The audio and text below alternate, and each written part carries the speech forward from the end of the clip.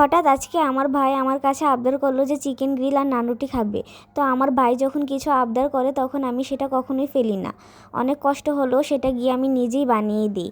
তো আজকে আর আমি একা বানাবো না, বানাবো হচ্ছে দুজন মিলেই। তো আমার ভাই আর আমি দুজনে মিলেই হচ্ছে চিকেন গ্রিল আর নান রুটি বানাবো।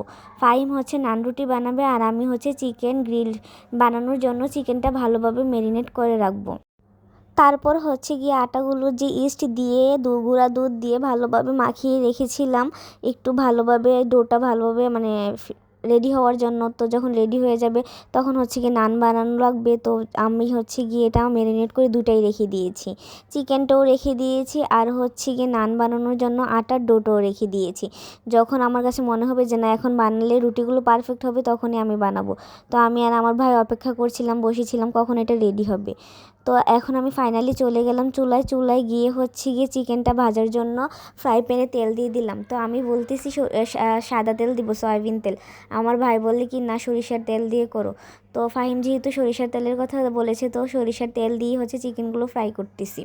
তো এদিক দিয়ে তো চিকেন ফ্রাই হয়েই যাচ্ছে। তো আর আমি হচ্ছে গিয়ে এখন নান রুটিগুলো বেলে নিব। তো আমি আবার চিকেনের কাছে যেতে হয়, এর জন্য আমি আমার ভাইকে বলেছি যে তুমি হচ্ছে গিয়ে নান রুটিগুলো বানাই ফেলো।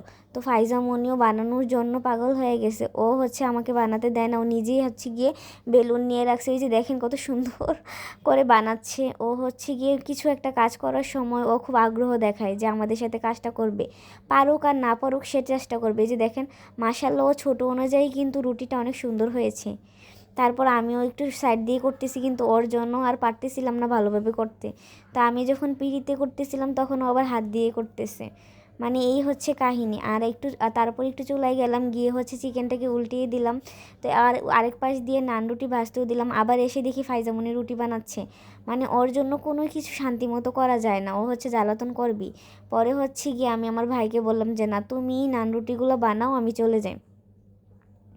পরে হচ্ছে কি ও বানাইতেছিল ফাইজামনি, তো ফাইজামনির মামার সাথে ওরকম করতেছে। মানে ওর মতো করে রুটি বানায় আর ফাহিমের মতো করে বানায়। তারপর যখন সবগুলো রুটি একসাথে বানানো হয়ে যায় তখন হচ্ছে গিয়ে এগুলো রেখে দেয়। আর আর বাটিতে যে আলাদা মশলা ছিল এটা আমি হচ্ছে চিকেনের উপরে একটু একটু করে ব্রাশ করে দিচ্ছিলাম। আর হচ্ছে কি উল্টিয়ে পাল্টিয়ে দিচ্ছিলাম চিকেনগুলোকে। আরেক সাইডে হচ্ছে কি নান রুটিগুলো বেজে নিচ্ছিলাম।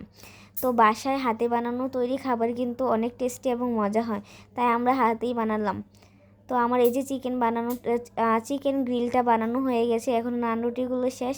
এবার হচ্ছে আমরা এটা পরিবেশন করব। চুলা থেকে নামিয়ে নিলাম, দেখতে কিন্তু অনেক লোভনীয় হয়েছে আর খেতেও অনেক স্বাদ হয়েছিল। আমি আমার আম্মুকে আজকে চিকেন গ্রিল আর নান রুটি বানিয়ে খাওয়ালাম। আম্মু সবসময় বানিয়ে খায়, আজকে বাইরের উপলক্ষে আমিও আম্মুকে খাওয়ালাম।